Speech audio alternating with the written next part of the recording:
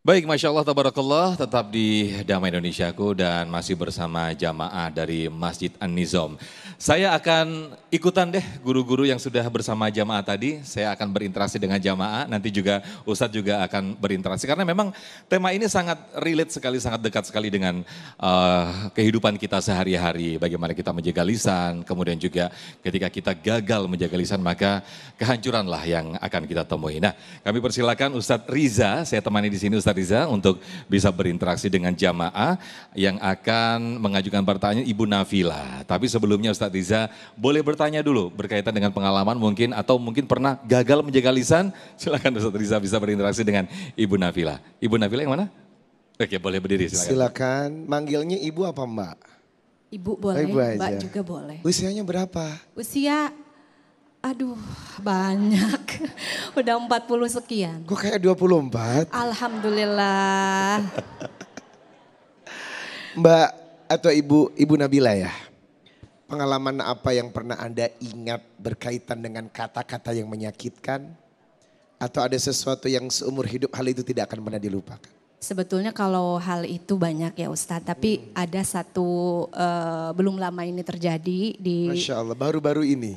Baru-baru ini masih anget-anget, kebetulan kami mempunyai ya namanya circle lah gitu pertemanan. Sebetulnya kami ini dalam satu pertemanan sudah lama sekali, sudah mungkin saling mengetahui baik buruknya teman kami satu persatu. Nah ini kebetulan kalau dibilang menggibah juga mungkin bukan, tetapi kami dalam satu obrolan kita bersama-sama dalam lingkungan yang sama, tempat duduk juga bersama-sama, itu kita bercanda biasa seperti biasa kita pertemuan-pertemuan biasanya, tetapi pada saat itu ada salah satu teman kami ini merasa tersinggung sampai akhirnya entah dari perkataan siapa, kita pun sampai saat ini kita nggak tahu.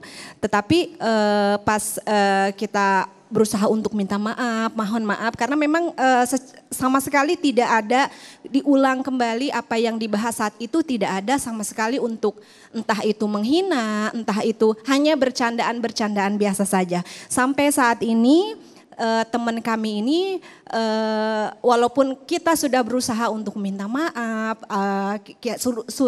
sudah minta penjelasan di mana letak kesalahan kami pun belum tahu gitu. Nah, apa yang harus kami lakukan dalam pertemanan itu untuk biar teman kami yang tersinggung ini supaya bisa membukakan pintu maafnya untuk kami gitu. Semoga temannya yang tersinggung nonton. Ibu Nabila dan jamaah yang dimuliakan Allah, ada perenungan satu hadis riwayat Tirmidzi yang harus kita sadari. Wasu'ila Rasulullah sallallahu alaihi wasallam an aktsari ma yudkhilusan jannah. Seseorang bertanya, perkara apakah yang membuat manusia ini mudah masuk surga? Nabi berkata, taqwallah wa husnul khuluq. Dua perkara yang membuat engkau dijamin masuk surga. Takwa kepada Allah dan akhlak yang baik. Termasuk menjaga lisan itu bagian daripada akhlak yang baik. Kalau dua perkara ini diperhatikan demi Allah, hubungan ibadah Anda maksimal dan akhlak Anda juga kepada sesama manusia maksimal, insya Allah Anda surga. Tetapi wasu'ila an aktsarimah yudkhilusan nara. Ada dua perkara yang membuat manusia dijebloskan ke pintu neraka. Apa dua perkara itu? Al-famu wal farju. Mulut dan kemaluan. Siapa yang bisa menjaga di antara dua lubang? Lubang mana? Lubang atas disebut al-famu, yakni mulut. Dan lubang yang satu lagi, lubang yang mana? Halo, lubang yang mana? Lubang yang bawah, yakni kemaluan. Maka demi Allah, tatanan kehidupan moral akan terjaga.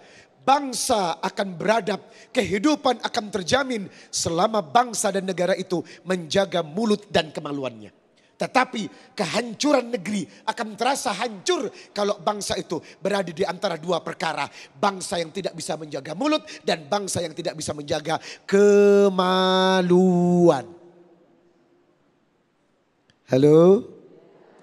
Saya pernah ceramah di satu daerah, aku gak usah ngomongin di daerahnya.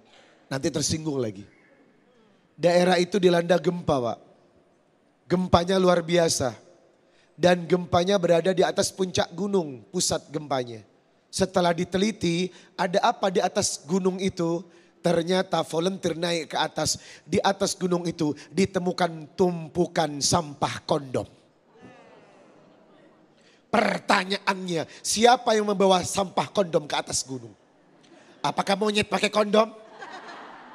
Atau manusia yang bermental monyet? Ternyata di gunung itu banyak dilakukan perzinahan anak-anak muda yang sedang hiking. Pantas saja pusat titik gempa itu berada di gunung itu. Ini menandakan kehancuran dan musibah sebuah negeri ditentukan lubang atas dan lubang bawah. Ibu Nabila, gimana caranya ya agar si dia bisa berubah? Iya enggak? Usaha udah, pendekatan udah. Yang harus Anda lakukan pertama adalah usaha kepada Allah melalui doa.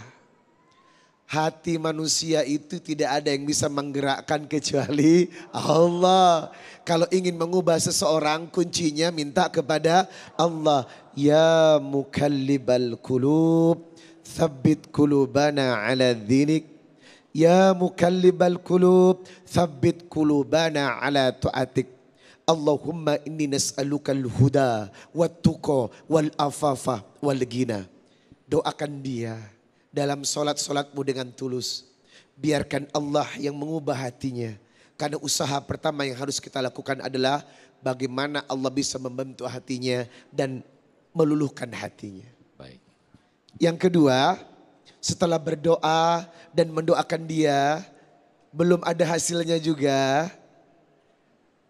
Bawa sholat tahajud. Masya Allah. Ilmu dari tazkiyatun nufus, pelembut jiwa dan melembutkan jiwa seseorang. Salah satu di antaranya adalah doa yang kau panjatkan setelah sholat tahajud. Coba deh. Orang yang awalnya membenci Anda dan Anda sholat tahajud menyebut namanya. Ya Allah, lembutkan dia. Sayangkan dia padaku. Insya Allah orang itu akan lembut. Karena apa? Allah telah memberikan satu janji. Wa nunazzilu minal Qur'ani ma huwa syifa'u wa rahmatul lil mu'minin.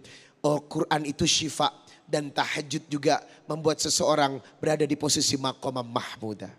Jadi insya Allah setelah didoakan dengan kalimat ya mukallibal qulub, bawa sholat tahajud untuk mendoakan dia agar dia lembut hatinya dan merubah sikapnya. Amin, amin ya rabbal alamin. Terima kasih Ustadz Riza Muhammad, artinya ini sebuah ilmu, jadi bukan Sudah jadi... habis ya?